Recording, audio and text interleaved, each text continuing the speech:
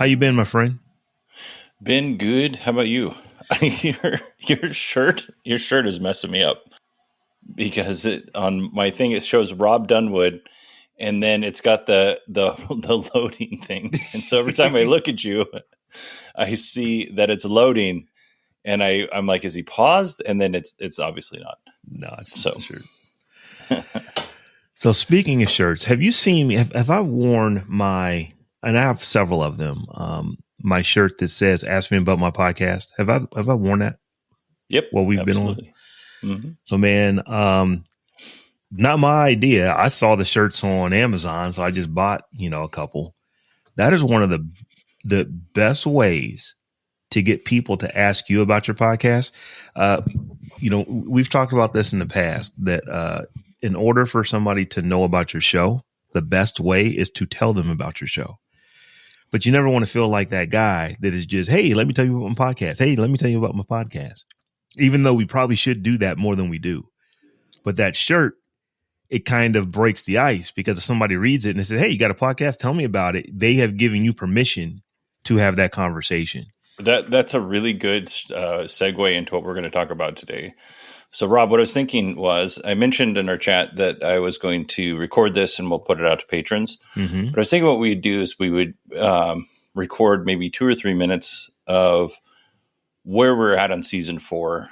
So, and I don't even think I told you this, but one of the things that led to me even because we were off for darn near a month, which is not the first time that's happened, but usually that happens like over the holidays. So for just being clearly it's the beginning of the summer, you were gone, I was gone. There was a holiday in there. Then schedules didn't line up. So we went like 3-4 weeks without having a conversation. And over that time, I read something that I read every June. It is, and we've talked about it on this show before, but it's basically 1,000 True Fans.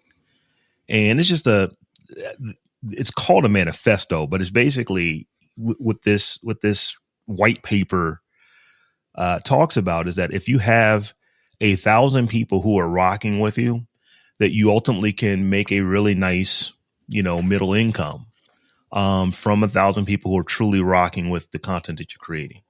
And reading that and then coming back to we're about to build a course. And I kept wondering in my mind is who are we building the course for?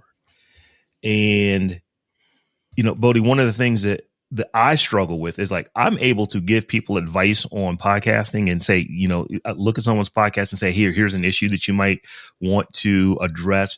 I'm able to do that very, very well. I've been doing it for a long time. I'm very effective at doing that, but it's hard to do that to your own stuff.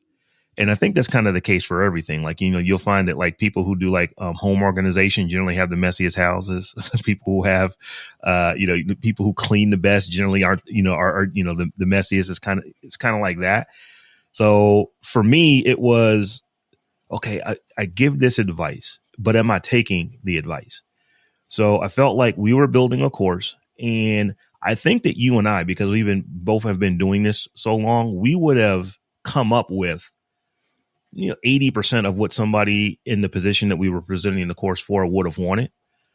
But wouldn't it be better to actually have an audience that's telling us, hey, we want this, as compared to building something and then trying to go find an audience for it?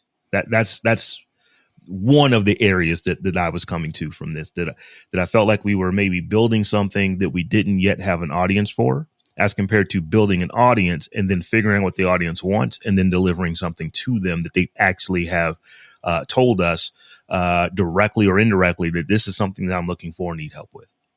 I did not have as eloquent a thought process as you did, but I was kind of in that same boat. Is if we build this and there's, handful of people who get anything out of it, it's great for that handful of people. And I'm not against building something for a handful of people, but ultimately I would rather build something that is, like you said, is going to be super helpful for a handful of people versus building something that would be kind of helpful for a lot more people. The goal here is to put out a quality product and something that the folks who are in this community can actually utilize and do things. So, and we don't want to, sometimes I'll give you an example, Rob. I mentioned before, this is why I'm all dirty right now. I was in my laundry room doing a remodel, right?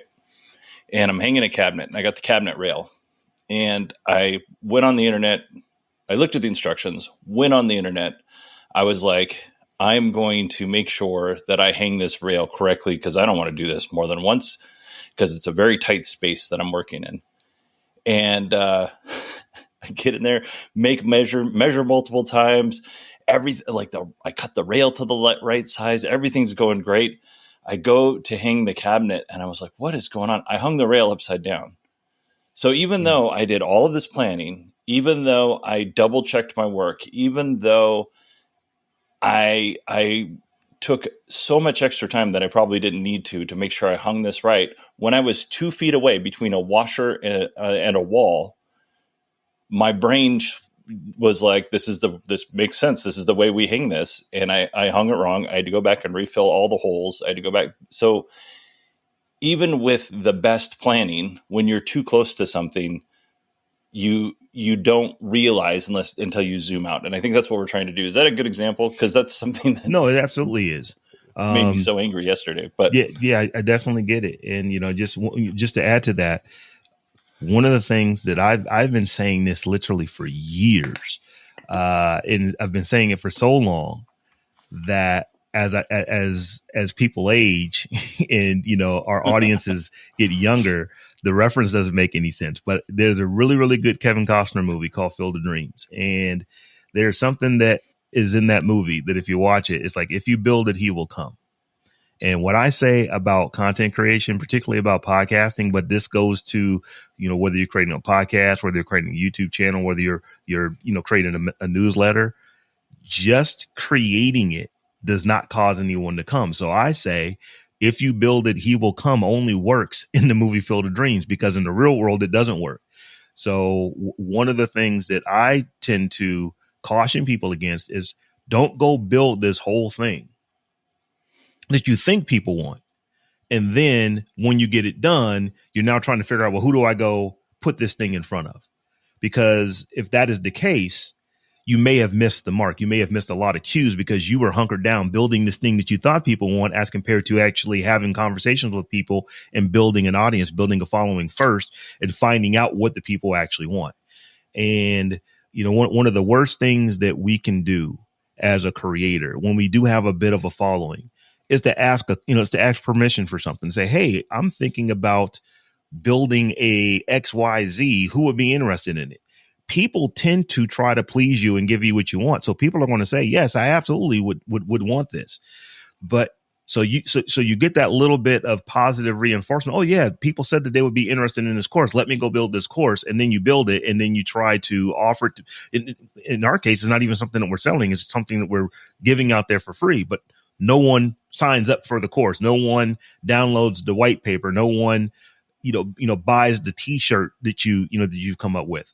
And it was because you asked the wrong question. You asked for permission, as compared to asking for someone to sign up to something. So I think that one of the things that we are going through right now and having these conversations is that, let's build the community first before we try to build products for a community. Let's build the community and let the community tell us what it wants based off of the expertise of years and years of podcasting that you and I have both done.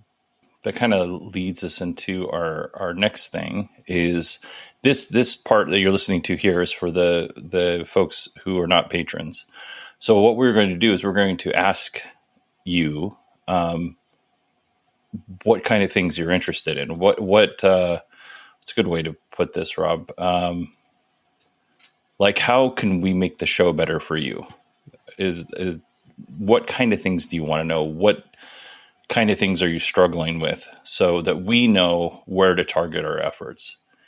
And then Rob and I are going to come up with some strategies of our own that we're going to record just for the patrons. Mm-hmm. So what do you think, Rob? What's a better way of asking that? Well, I think, here's one of the things that we can do, is kind of let folks know who we are and what we've done. So between the two of us, Bodie, we are pushing 30 years of podcasting experience, specifically. We've both been doing this for quite a while. We both have shows that get, fairly sizable audiences, and we kind of know stuff. And I think a lot of times that we may even run into, expert blindness, to where we just kind of assume, because, this is just something that I've been doing for so long, I assume that everybody else who's doing the same thing that I do also does this because it works. We just make those assumptions. So I think that one of the things that we can do is just say, hey, folks, we have a lot of content creation experience, in the way of podcasting and email newsletter writing, from my standpoint. For folks who have questions about those kind of things, particularly our patrons, ask those questions, and we are more than happy to answer them. And I think that by the questions that we ultimately get from our audience will kind of dictate maybe some of the things, some of the programs that we might put in place for our audience that would ultimately help them. So we want to kind of create the content that's going to meet people where they are, as compared to creating the content that we think where people are, because those two things could match up, but you're taking a chance. So I think what we're doing is, let's figure out what our audience wants, and then let's create programs around, around those wants. So as I said, we, between the two of us, we've got, a couple dozen years of podcasting experience. We've been on some shows, currently are doing shows that, are in the top 1% of shows. So, that being said, ask your questions. What do you want to know? And, the multiple ways we can do that. You can do that right in our Patreon. But, as we go forward, and this is kind of a building a public thing, I think we're going to create a space where folks can easily have conversations, with us, whether that be inside of Patreon or whether it be inside of, some type of community-based system. We'll figure that out as we go along. But we definitely want to elicit questions from the community so that we can ultimately put better programming in front of you. So, Rob, I think that's a good place to kind of halt here. If people want to join the Patreon, and you can be a free patron too. Sometimes we'll release things for everybody, not just the paid patrons. Where would they go to find that? beyondthepost.fm/Patreon. Perfect. So thank you, everybody, for being patient while we're putting this season together. We're trying to tune the show, make it more efficient, and make it more useful. So shoot me an email. It's bodie@beyondthepost.fm. Or Rob with 2 B's at beyondthepost.fm. Have a good one.